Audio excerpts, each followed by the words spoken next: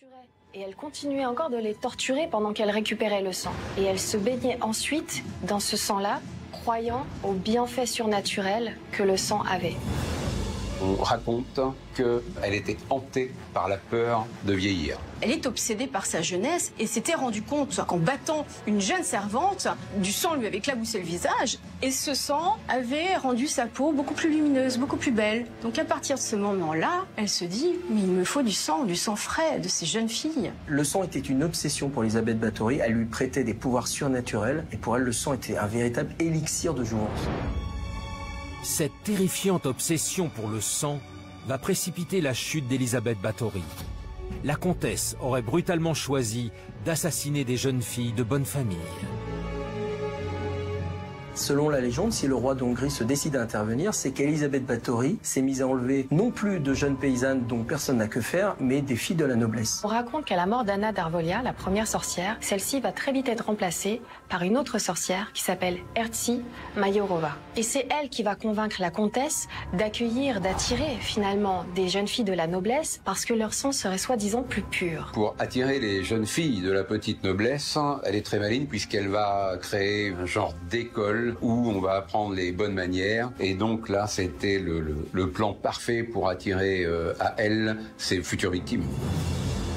Seulement au XVIe siècle, si on n'a que faire des paysannes, on n'en a pas que faire des particules. Et le roi est obligé d'intervenir. Il y a une autre théorie qui existe, c'est celle du complot. Le roi, finalement, aurait eu envie de récupérer les immenses territoires d'Elisabeth Báthory. La deuxième chose qui est avancée, c'est qu'on avait intérêt, finalement, à neutraliser Báthory. Parce qu'elle est très riche et elle prêtait de l'argent à Mathias Ier. Et comme elle en détient beaucoup, eh bien, elle a prêté tout cet argent et donc le roi se retrouve avec une dette incroyable. Donc finalement, plus de Báthory, ça veut dire plus de dette. En plus, on fait mainmise sur tous les territoires et les châteaux qu'elle possède. Cette comtesse était probablement impliquée dans des crimes odieux et son personnel était sans doute maltraité, mais on a peut-être exagéré. Il est très difficile d'estimer le nombre de ces victimes. Dans les plus basses estimations, on estime qu'il y a eu 36 victimes. Alors il y en a eu plus puisqu'on a exhumé plus d'une cinquantaine de corps autour du château et dans le château. Et puis dans les hautes estimations, on estime qu'il y a eu 650 victimes puisque lors du procès, un témoin va parler d'un petit carnet qui est mis à jour par la comtesse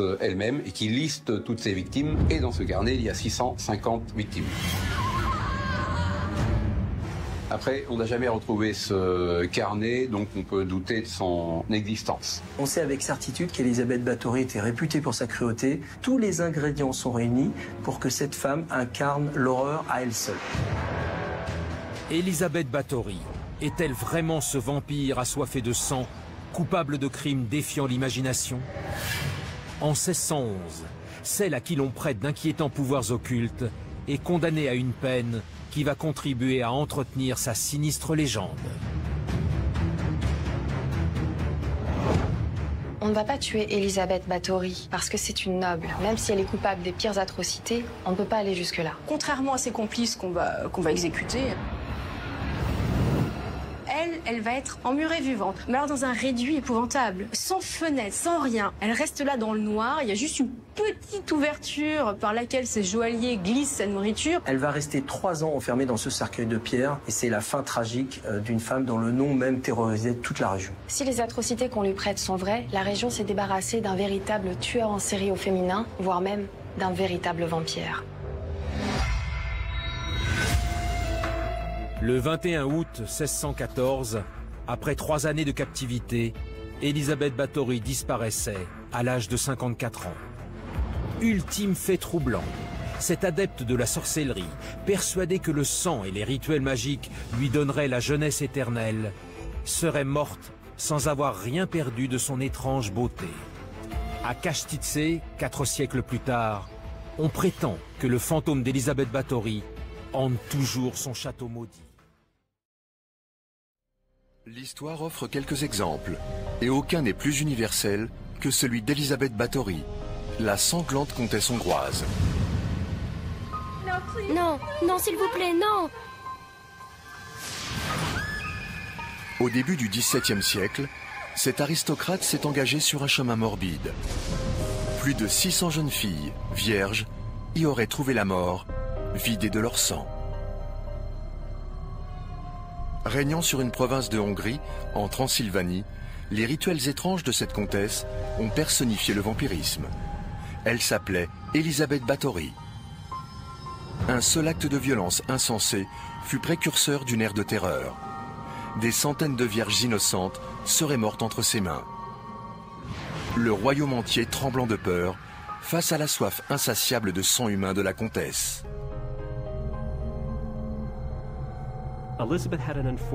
Elisabeth a eu une histoire malheureuse. Une belle femme, mariée à un homme implacable et désagréable, Ferenc. Ce qu'il n'avait pas anticipé, c'était qu'Elisabeth lui succéderait pour diriger la région de Hongrie. Ferenc. Une fois sur le trône, elle a appliqué de nombreuses choses qu'il lui avait apprises. Porc. Báthory était lesbienne. Elle était aussi très concernée par sa jeunesse et son apparence. Puis le temps faisant, elle approcha de ses 30 ans. Elle s'inquiétait des rides qui allaient commencer à apparaître.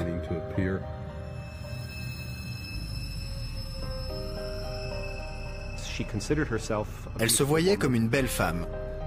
Elle s'entourait de jeunes filles comme pour perpétuer le souvenir de la jeune fille qu'elle avait été, belle et vierge. Je ne vous le redirai pas. Cela ne doit être ni relâché, ni trop serré. Oui, madame. Je vous préviens, il n'y aura pas de seconde chance pour vous.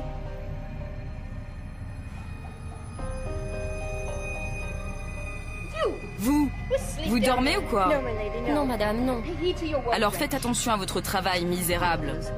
Les bois sont remplis de celles qui prendraient votre place, avec plaisir. Oui, madame. C'est son obsession pour les servantes belles et vierges qui a transformé Elisabeth Báthory d'une noble femme excitante en un véritable monstre. Cette métamorphose fut déclenchée par un acte insignifiant.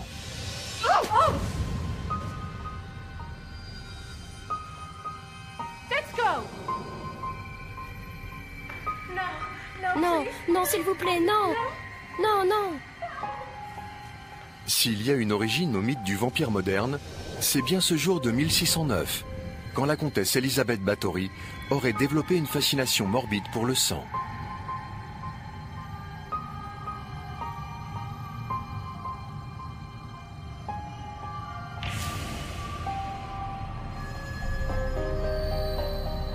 Elle a senti que sa peau était revitalisée par le sang.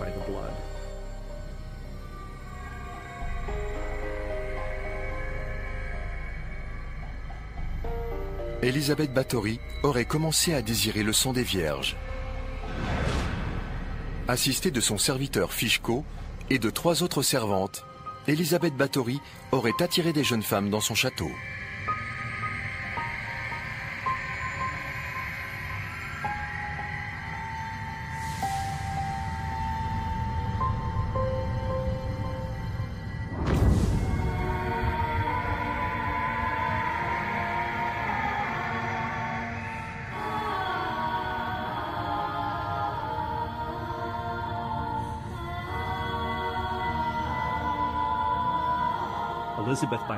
Elisabeth, grâce à sa position sociale, attirait ces jeunes femmes des villages alentours afin qu'elles travaillent pour elle. Elle a lancé le mot dans de nombreux villages de la région qu'elle dirigeait. Au sein du château, il existait une école pour jeunes filles, un moyen de devenir une vraie jeune femme courtoise plutôt qu'une simple paysanne. Elle reçut par conséquent de nombreuses recrues. La plupart d'entre elles n'avaient pas la moindre idée qu'elles étaient destinées à la seule vanité d'Elisabeth.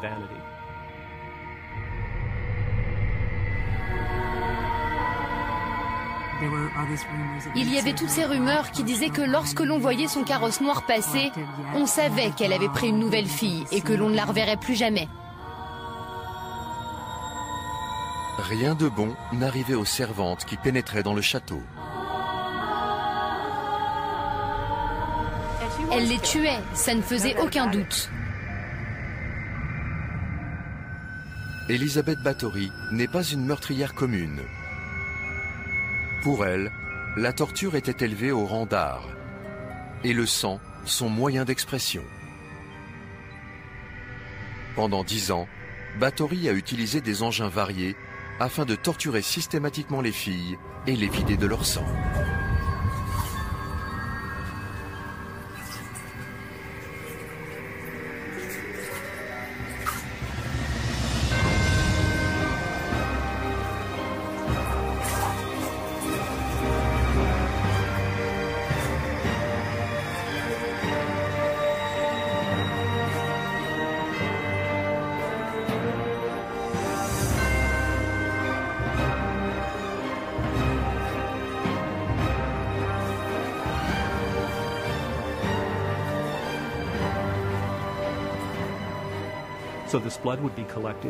Le sang était collecté, placé dans une grande baignoire. Élisabeth l'utilisait pour tout. Prendre ses bains, boire, laver son visage, dans le but de préserver sa jeunesse.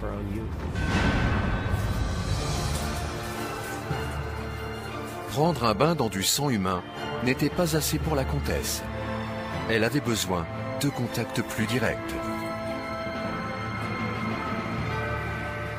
Elle aimait les torturer.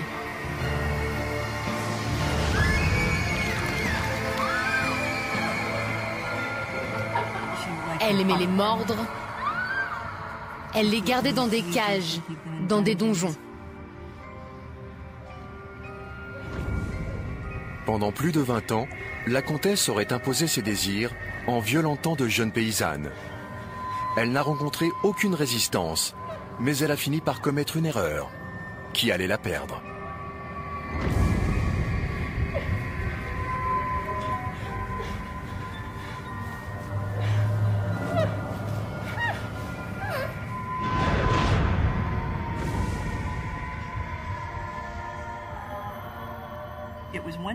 Alors qu'elle avait épuisé l'ensemble des filles paysannes disponibles dans les alentours,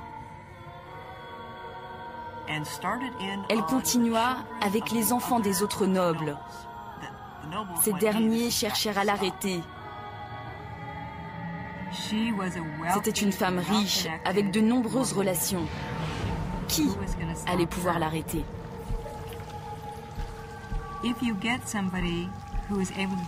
Quelqu'un qui fait ce que bon lui semble, sans considération morale ou légale, et qui a en lui des tendances sadiques. On fait ici face au comble de la noirceur. Le statut social de la comtesse rendait son arrestation impossible. Dans les années 1600, la royauté hongroise était tout simplement au-dessus des lois.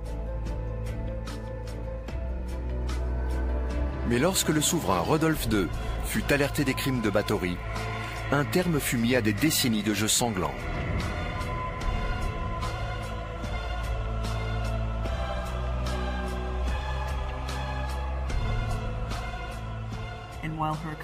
Alors que ses complices étaient mis à mort pour le rôle qu'ils avaient tenu dans toute cette affaire, elle faisait partie de la royauté. Élisabeth Báthory ne pouvait pas être tuée.